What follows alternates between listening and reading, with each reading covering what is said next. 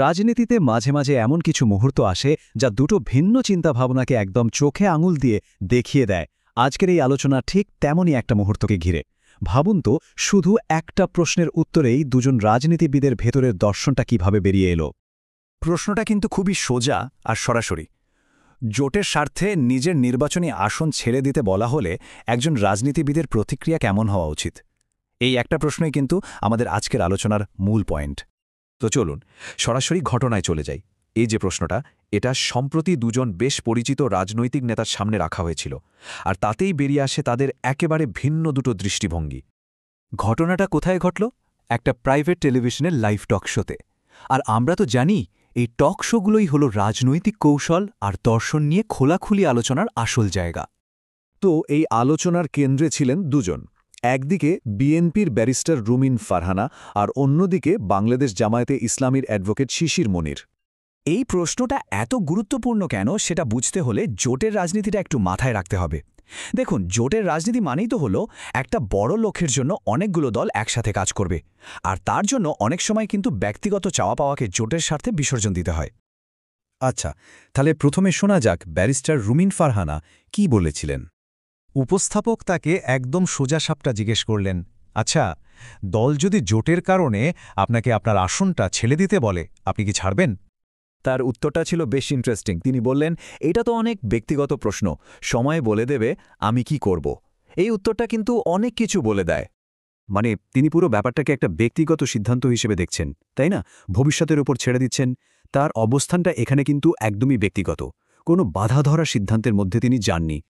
এবার পালা অ্যাডভোকেট শিশির মনিরের। ঠিক একই প্রশ্ন। চলুন দেখি তার উত্তরটা কেমন ছিল। আর তার উত্তর একেবারে 180 ডিগ্রি ঘুরে। এক মুহূর্তও না ভেবে তিনি বলে দিলেন, অফকোর্স, যদি জোটগত কারণে আমার আসন ছেড়ে দিতে হয়, আমার কোনো আফসোস থাকবে না, আমি অত্যন্ত হ্যাপিলি ছেড়ে দেব। ঠিক এই সময়েই টক শোর হোস্ট একটা জরুরি তথ্য যোগ করলেন। তিনি মনে করিয়ে দিলেন যে শিশির মনিরের দলের সেক্রেটারি জেনারেল কিন্তু আগেই ঘোষণা দিয়েছিলেন যে তারা জোটের জন্য আসন ছাড়তে রাজি। এবং সংখ্যাটা মোটেও ছোটখাটো না, প্রায় 100টা আসন। ভাবা যায়, জোটের সঙ্গীতের জন্য তারা 100টা আসন পর্যন্ত ছাড়তে প্রস্তুত। এই তথ্যটা শিশির মনিরের কথাকে আরও অনেক বেশি ওজনদার করে তুলল। তো তিনি তার এই অবস্থানের পেছনের যুক্তিটাও পরিষ্কার করলেন। বললেন, দেখুন, এখানে দলের সিদ্ধান্তই শেষ কথা। ব্যক্তিগতভাবে নির্বাচন করার জন্য তিনি একদমই মরিয়া নন। তার কাছে তাদের দল খুবই সুশৃঙ্খল, আর এই শৃঙ্খলাবোধটা তাদের আদর্শের অংশ। এখানে ব্যক্তির ইচ্ছার কোনো জায়গা নেই। আচ্ছা, তাহলে আমরা দুটো একেবারে ভিন্ন উত্তর পেলাম, তাই তো? চলুন এবার এই দুটো উত্তরের পার্থক্যটা একটু তলিয়ে দেখি। পার্থক্যটা কিন্তু একেবারে দিনের আলোর মতো পরিষ্কার। একদিকে রুমিন ফারহানা বিষয়টাকে দেখছেন একটা ব্যক্তিগত ব্যাপার হিসেবে, আর অন্যদিকে শিশির মনির দেখছেন দলীয় শৃঙ্খলা হিসেবে। একজনের উত্তর ভবিষ্যতের জন্য তোলা, একটু অস্পষ্ট, আরেকজনের উত্তর একেবারে পরিষ্কার, আদর্শ থেকে আসা। কিন্তু এই দুটো ভিন্ন উত্তরের আসল মানে কি? এটা কি শুধু দুজনের ব্যক্তিগত মতামত, নাকি এর পেছনে আরও বড় কোনো ইঙ্গিত লুকিয়ে আছে? বলা যেতে পারে এখানে দুটো আলাদা রাজনৈতিক সংস্কৃতির ছবি ফুটে উঠছে। একটা সংস্কৃতিতে ব্যক্তিকে গুরুত্ব দেওয়া হচ্ছে, ভবিষ্যতের পরিস্থিতিকে মাথায় রাখা হচ্ছে, আর অন্য সংস্কৃতিতে দলের প্রতি আনুগত্য আর সমষ্টিগত আদর্শই সবকিছু।